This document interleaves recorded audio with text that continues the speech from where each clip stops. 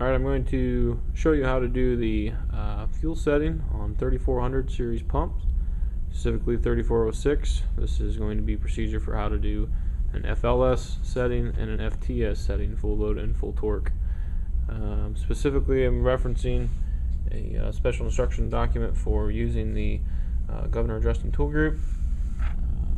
For more information, you can go straight to media number SEHS 8024. So let's go ahead and get started. A couple things that I've done already is hooked up our dial indicator. I've not done anything to set it or zero it yet, but I've just put the dial indicator on the base. The fixture group is bolted on, specifically referencing that there's a special bolt, the machine bolt used in the bottom left hand corner.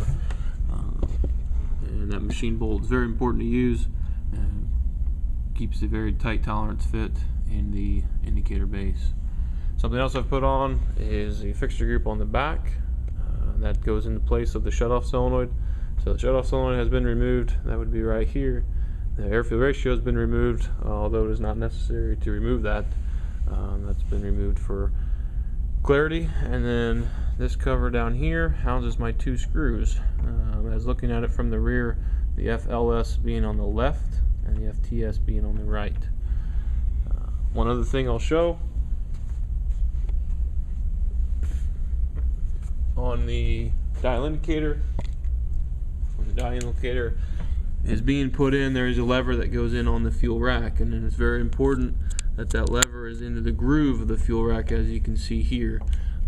That tip is physically into that groove, and then my 0 pin is in as well. So we'll explain that in a second. But very important that the lever is physically installed in the rack and not riding up on top of the rack itself, but that it's right in the groove.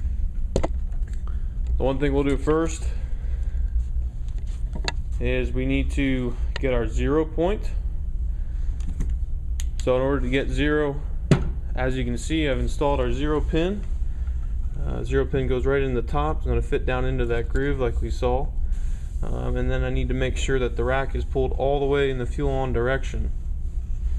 So to do that, we will use this tool, which is actually going to come in from the back, but we're going to grab right here, and we're going to pull that, either push it forward or push it back. So my tooling is going to come in through the back, and I can grab that little collar right there and pull it back, or I can push it forward, keeping in mind that forward is towards fuel off and back would be towards fuel on. So one of the first things they have you do is to you set the camera here so you can see.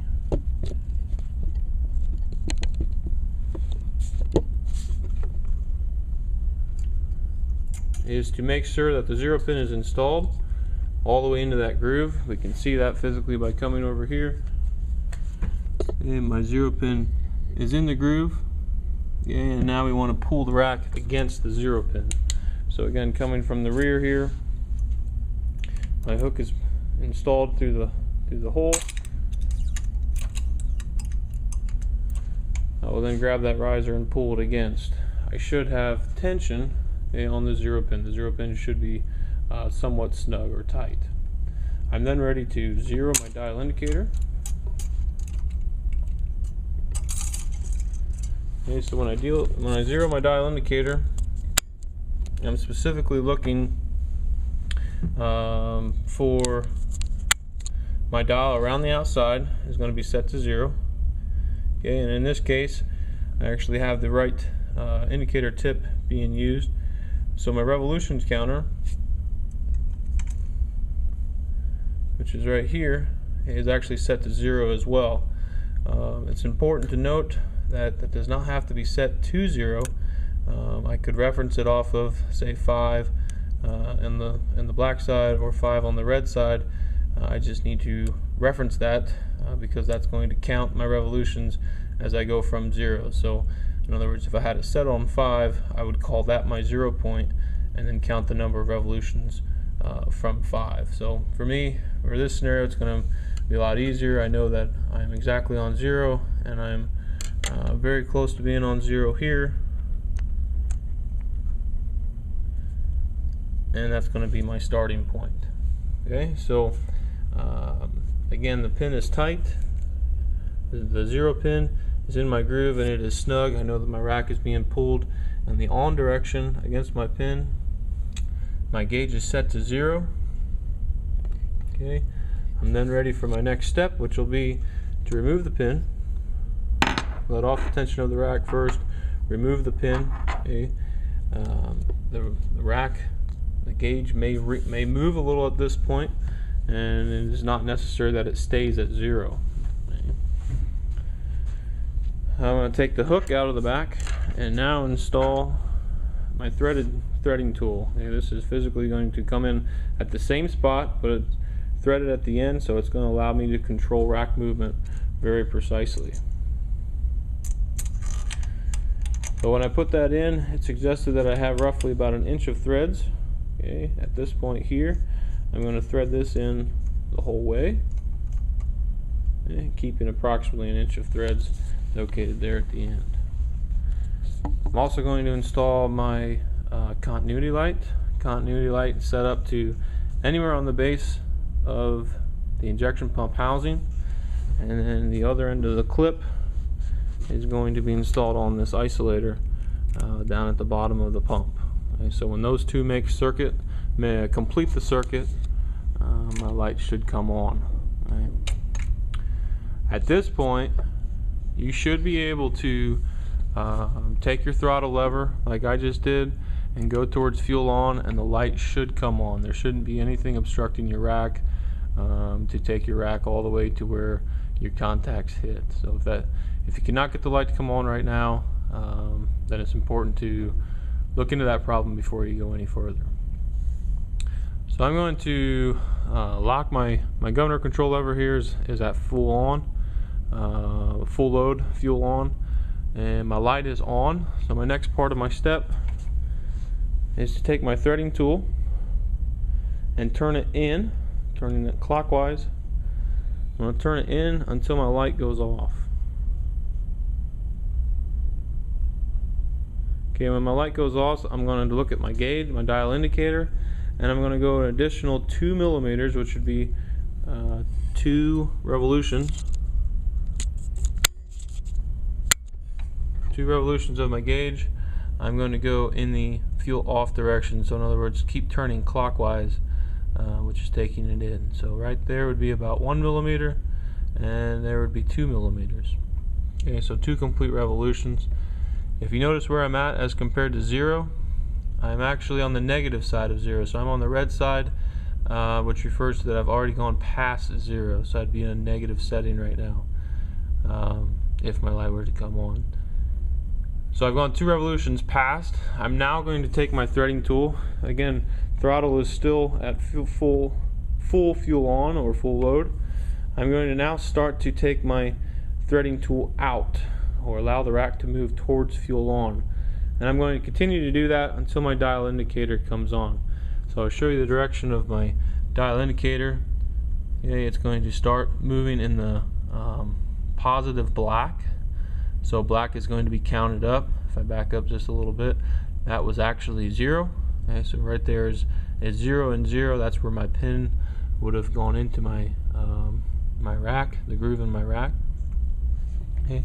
Now I'm going to show you the dial continuity light, and as I go out, my rack is going to continue to move, and I'm going to stop as soon as my light comes on. Okay, which is right there. And I'm going to take my rack dial indicator reading. You can see I've gone 1 complete revolution. Okay, so 1 complete revolution plus an additional 0.55 millimeters, so 55 hundredths of a millimeter I've gone. So my reading right now would be 1.55 millimeters.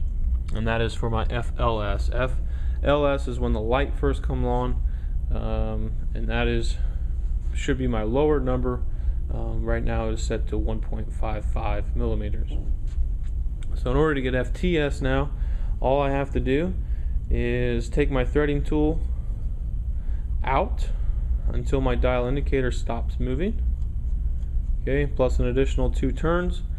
Again, that's just taking this completely out of the picture. It's not affecting rack movement whatsoever.